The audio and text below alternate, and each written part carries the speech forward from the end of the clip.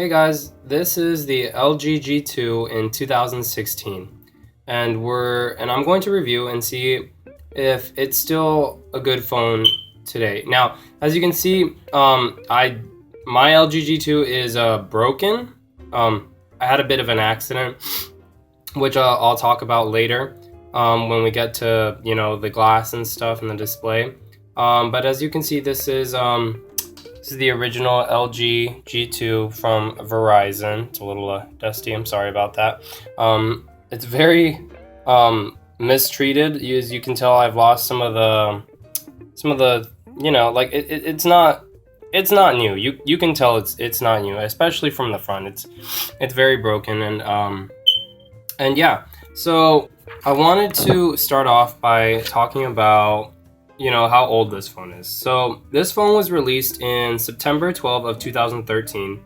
I didn't get it until June of 2014. I don't remember the actual day, but I didn't get it until almost a year later. And I thought it was a really great phone. I remember seeing some commercials. LG is terrible at marketing. They need to get better at that. But I saw a few commercials and I thought the rear buttons were one of the most amazing ideas ever. And honestly, they really are. They're a trademark of LG. And I heard that with the LG G5, they're going to get rid of it. So I really hope that doesn't happen. But anyways, we're here to talk about the LG G2. So this LG G2 is 138.5 millimeters in height, 70.9 millimeters in width, and thickness, I mean, it's 8.9 millimeters, so it's a little thicker than most of the competition nowadays, but I mean, that's expected. This is a almost 3-year-old phone now, but it's still pretty light. 143 grams, and on board this guy, we have the Qualcomm Snapdragon 800 with Adreno 330. It's also got 2 gigabytes of RAM.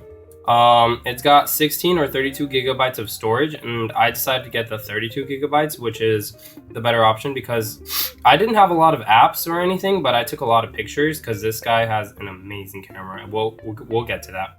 But I decided to get the 32 gigabyte model, and I gotta say, you should get it because I used up 20 gigabytes of this thing before it broke. And it also has a 3000 milliamp non-removable battery. Oh, and this guy doesn't have an SD card slot. I'm sorry. The South Korean variant had both these things. It had a removable battery and an SD card slot, but pretty much anywhere else in the world, it just didn't have that, which is unfortunate. As you can see, the LG G3 and LG G4 do have that, so I don't know. I guess LG got better, but it would have been nice to see back then too.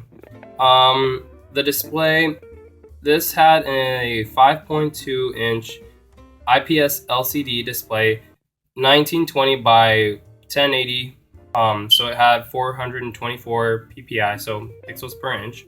It had Gorilla Glass 4, which I'm not gonna lie, it fared very well. I had this thing for about a year and 8 months, and I mean, I dropped it constantly, and it never broke on me until one morning.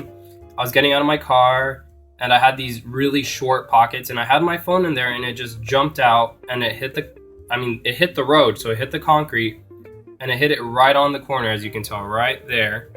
And it unfortunately broke, but it also ruined the digitizer, so it is not usable. So I can't turn this thing on for you guys to see the display or anything, which I'm really sorry about. But yeah, that's pretty much all the internals.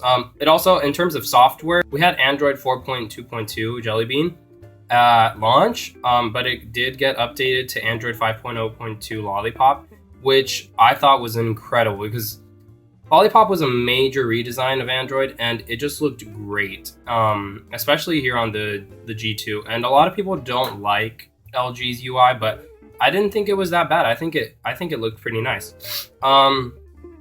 Let's talk about the camera real quick before I end the video. This phone had a 13 megapixel rear shooter with optical image stabilization and f2.4 aperture, as well as an LED flash. And it took amazing pictures. I took some incredible pictures. I'll show you guys some examples in the video, if I remember to edit it in.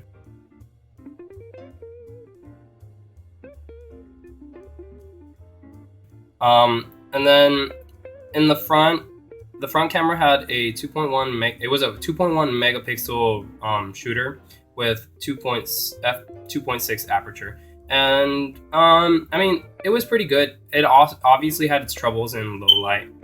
So did the rear camera, but I mean, that's to be expected with something so low. But yeah, that's basically it. And I'm gonna say I really did enjoy the LG G2, and I think it was still a great phone even today in 2016. I'm also very sorry if the video is very shaky. Since obviously this phone broke, my LG G2 broke, I had to get a replacement from Verizon. I got the LG G Vista. I'm not gonna say anything about Verizon, but I will say this. If you're gonna send me a replacement, I mean, I know the LG G2 got discontinued, but if you're gonna send me a replacement, the LG G3 is what makes sense. The successor. You don't take a step down, you take a step up. But anyways, so I hope the video doesn't come out too bad in this. But anyways, I think the LG G2 was a great phone. I think it's still a great phone in 2016. Anyone who still has it, you guys keep this thing for as long as you can because it's an amazing phone. I mean, I wasn't planning on getting rid of this thing anytime soon. I mean, I want the Nexus 6P, but I mean, that was going to be a while, and I really was happy with this phone, and it makes me sad to see it go. But in 2016, I think this phone is I mean, it's still like flagship material. It was just an amazing phone at launch. It was the best phone of 2013, hands down. And yeah. So I hope you guys enjoyed this video, and I hope that anyone who has an LG G2 enjoyed this review. I hope I did it okay. But yeah, thanks guys. Bye.